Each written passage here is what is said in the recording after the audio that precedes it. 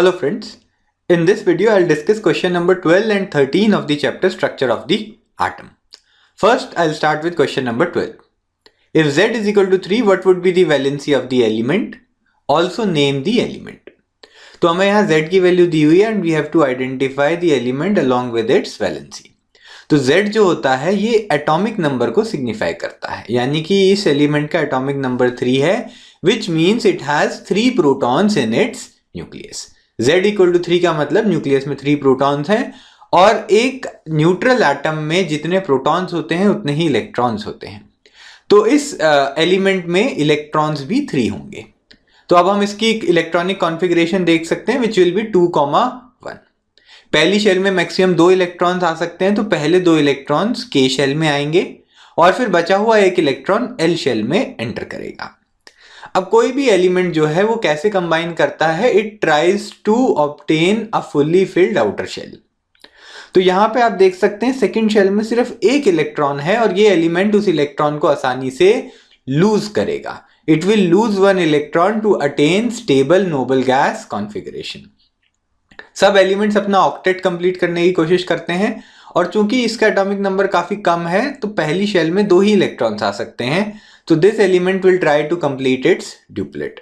तो ये extra electron को लूज कर देगा.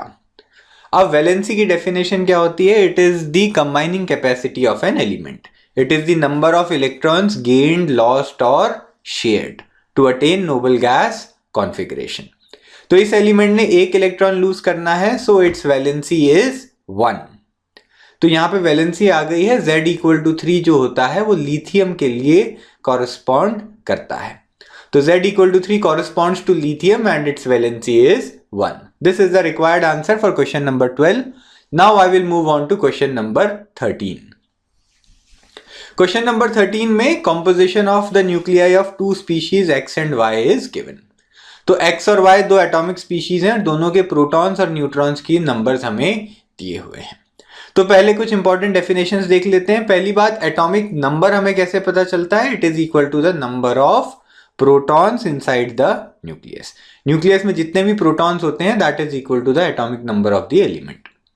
सिमिलरली मास नंबर होता है number of protons plus number of neutrons. जो टोटल नंबर ऑफ न्यूक्लियॉन्स होते हैं that gives you the mass number. तो इस क्वेश्चन में सबसे पहले एलिमेंट X की इंफॉर्मेशन हमें दी हुई है.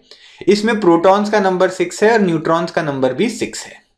तो एटॉमिक नंबर 6, यहां पे प्रोटॉन 6 हैं, एटॉमिक नंबर भी 6 होगा और मास नंबर हो जाएगा 12. 6 plus 6 number of protons plus number of neutrons.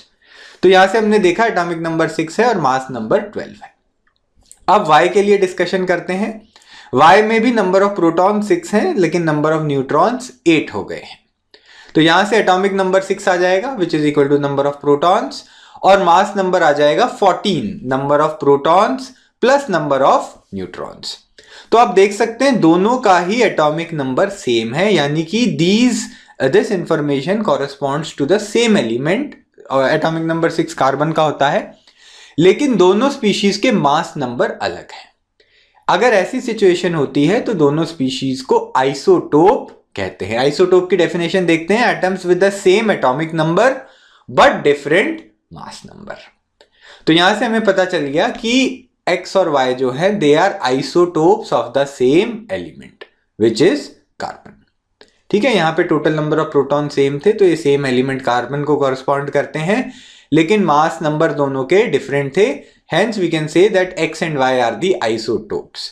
तो यही क्वेश्चन में हमें पूछा गया था. Give the mass numbers of X and Y and what is the relation between the 2 species.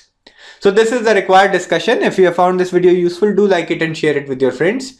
Please do not forget to subscribe to our channel. Thank you so much for watching this video.